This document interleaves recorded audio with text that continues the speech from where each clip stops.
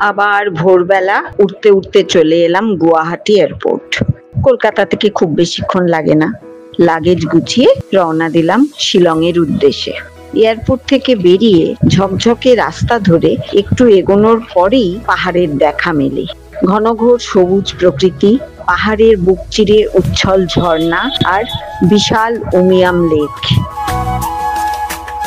লেকের ধারে গাড়ির ডিকিতে এক মহিলা দারুণ লেবু চা বিক্রি করেন। টক মিষ্টির সুন্দর ব্যালেন্স এই লেবু চায়।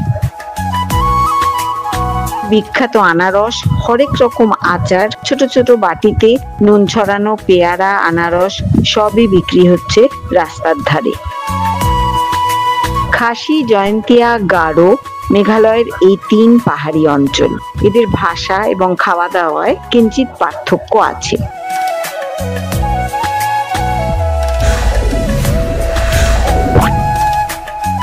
এয়ারপোর্ট থেকে আমি সোজা চলে এলাম পশ্চিম জয়ন্তিয়া পাহাড়ের নটিয়াং গ্রামে। এখানেই বহু প্রাচীন বিখ্যাত নটিয়াং দুর্গা মন্দির। 51 পীঠের একটি পীঠস্থান এই মন্দির। জওয়াই থেকে মাত্র 26 কিলোমিটার, শিলং থেকে 60 কিলোমিটার দূরে এই নটিয়াং গ্রাম। অবশ্যই ঘুরে আসা যায় শিলং বেড়াতে গিয়ে। আমি এসেছি দুর্গাষ্টমীর দিন। একদম পুজো পুজো আবহাওয়া। বিশাল লম্বা লাইন মন্দিরের সামনে, কিন্তু লম্বা লাইন হলেও খুব অর্গানাইজড। এসেছি আমরা সবাই মিলে অনেক মানুষজনকে নিয়ে একটা বিখ্যাত বহু পুরনো 500 বছরের পুরনো একটা মন্দির, দুর্গা মন্দির নটিয়াং গ্রামে। এই গ্রামের এটি অনেক পুরনো এবং কথিত আছে ব্রিটিশ আমলে এখানে জনবলীয় হতো। সেখানে দুর্গাপুজো হয় এবং এটি একটি শক্তিপীঠ। মায়ের ঠাঁই করেছিল অংশে বলা হয়ে থাকে। সেখানে পুজো দেখতে এসেছি এবং তাই ভাবলাম আপনাদের সঙ্গে একটু ঘুরে দেখাই, সামান্য যতটুকু সম্ভব সেইটুকু আমার খুব ভালো লাগলো, তাই আপনাদের সঙ্গে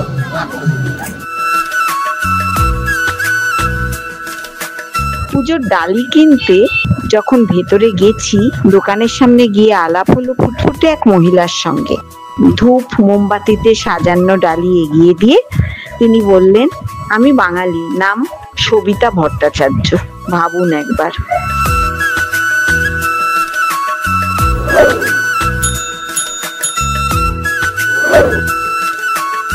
একসময় এই মন্দিরে নাকি নরবলিও হতো।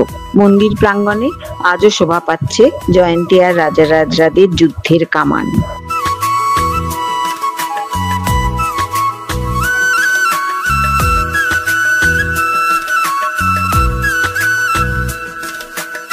আর এই ওপর থেকে নিচের শহরতলির রঙিন মানচিত্র উজ্জ্বল হয়ে চোখের সামনে ভেসে ওঠে। কাছেই মনোলিথ গার্ডেন। এক চত্বরের মধ্যে একসঙ্গে এত মনোলিথের সমাবেশ সচরাচর চোখে পড়ে না।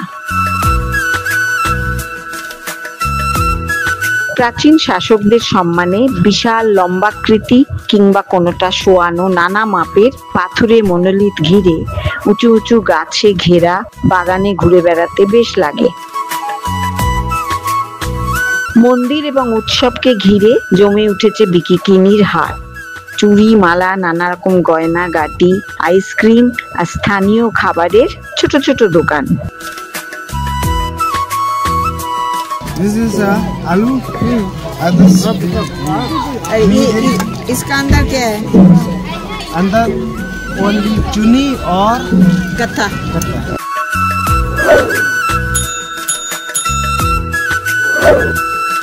তো আমার তো চিরকালই ভালো লাগে হোমস্টে বা একটু ঘরোয়া পরিবেশে আরামদায়ক থাকার ব্যবস্থা যেখানে পাই।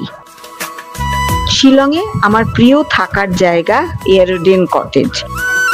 বহু বছর ধরে আমি এয়ারডেন কটেজে আসি, শহরের বুকে অথচ নিরিবিলিতে এই হোমস্টে। বাড়িটির জন্ম 1950 সালে। বহু পুরনো কাঠের বাড়ি, করগেটেড আয়রন রুফ, যেমন আসামের বাড়ি হয়ে থাকে আর কি। গেট ঠেলে ঢুকে বাগান পেরিয়ে ডান দিকে থাকার ব্যবস্থা।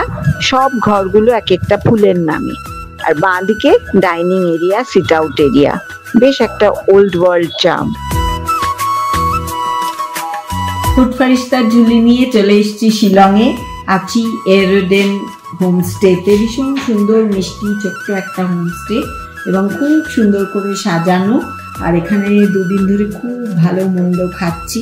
জয়মতী এখানে যে রান্না করে সে আমাদের দারুণ দারুণ রান্না করে খাওয়াচ্ছে। তখনই মনে হলো যে তাহলে আপনাদের সঙ্গে ভাগ করে নিতে হবে এবং ওদের জিজ্ঞেস করলাম, তখন এখানকার একটা লোকাল রান্না, ও আসামের নেই, একটা লোকাল রান্না আমাদের শেখাবে বললাম। সেটা হচ্ছে স্কোয়াশ খার। কিরমভাবে কি চলুন আপনাদের দেখাই। এরোডেনে অনেক দিন ধরে আছে জয়মতী। জয়মতীর রান্না খেয়ে আমি বিপুল আনন্দ পাচ্ছি। এই দুদিন ধরে এখানে আছি। খুব সুন্দর, খুব সুস্বাদু, যাই বানায়। তা জয়মতীকে বললাম যে তুমি কি বানাবে বলো একটা, সিম্পল কিছু চাই। আমি বললাম হ্যাঁ সিম্পল। পেছনে গাছে হয়ে আছে স্কোয়াশ, ফটাফট স্কোয়াশ পারলো, দিনের বেলা পেরে রেখে দিয়েছিল, এখন ও বানাবে। তুমি বলো জয়মতী কি বানাবে? স্কোয়াশ খার। খার, স্কোয়াশ খার সোডা দিয়ে তৈরি করে, খুব অল্প উপকরণ লাগে, দেখে শিখে নিন আপনারা, তারপর বাড়িতে বানাবেন। খুব সুস্বাদু খেতে, অতি সহজ একটা নিরামিষ রান্না। রান্নায় খার বা সোডার ব্যবহার খাসিদের চেয়েও গাঢ় রান্নায় বেশি। সাধারণত কলা গাছের কাণ্ড পুড়িয়ে সেই ছাই ফিল্টার করে এই ন্যাচারাল অ্যালকালাইন সলিউশন তৈরি হয়। আমাদের ভিনিগারের মতো বোতলে বিক্রিও হয়, তবে আজকাল খাবার সোডা সরাসরি অনেকেই ব্যবহার করেন, জয়মতী জানায়।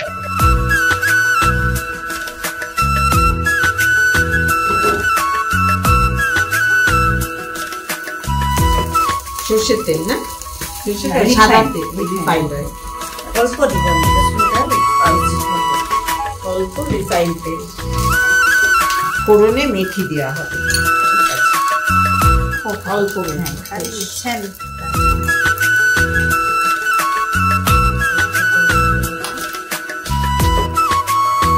ভালো। মেথিটা ঝট করে পুড়ে যাবে না, ভালো তেতো হয়ে যাবে, গন্ধটা ভালো আসবে।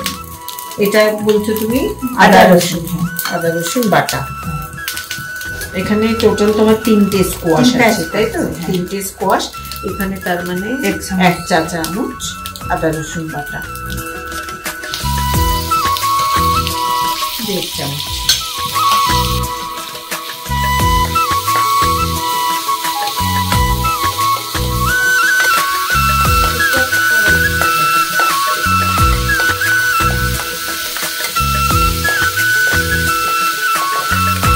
কিছুক্ষণ কষতে হবে যাতে গন্ধটা সুন্দর হবে, মশলার গন্ধ, মেথির গন্ধ সুন্দর।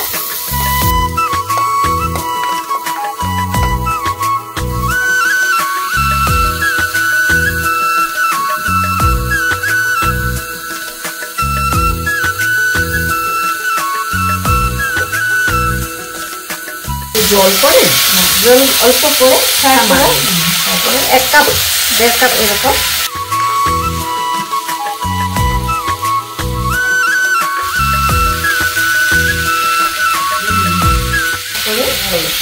সব স্বাদ মতো নিমক দেখে সবটা দেখে।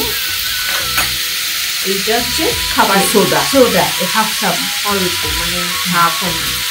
ঠিক আছে, বাস হয়ে গেছে, আর কিছু না।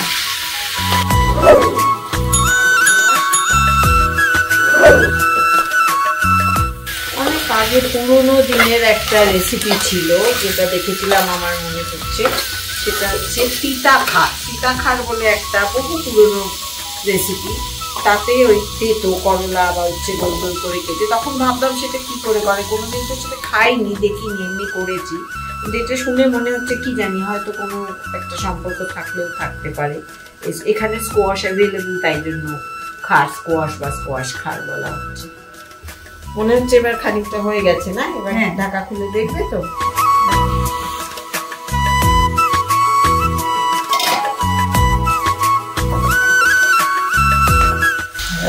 নরম আবার ঢাকা দেবে।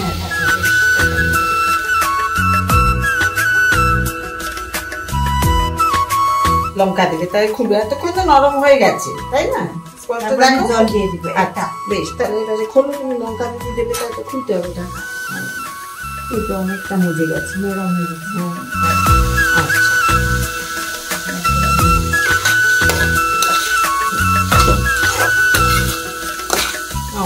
নরম এই হয়ে নরম গেছে। হচ্ছে। আর 10 মিনিট পরে এইটা হয়ে রেডি হয়ে গেছে already। জল দেবে? এখন হ্যাঁ এক কাপ আন্দাজ করে আচ্ছা,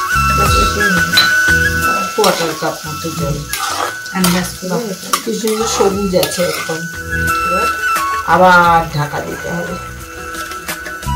তারপর করে ফুটছে, আওয়াজ পাচ্ছি, দেখবে? দেখো একটু। একটু নেড়ে চেড়ে নাও।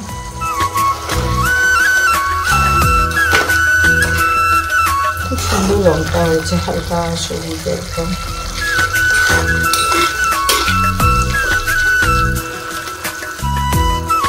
এটা তো হয়ে গেছে মনে হচ্ছে না গো, থকথকে হয়ে গেছে, নরম হয়ে গেছে। একবার দেখে নাও ঠিকঠাক আছে, তাহলে তো হয়েই গেছে। দেখি গন্ধটা, সুন্দর তরকারির গন্ধটা আসছে।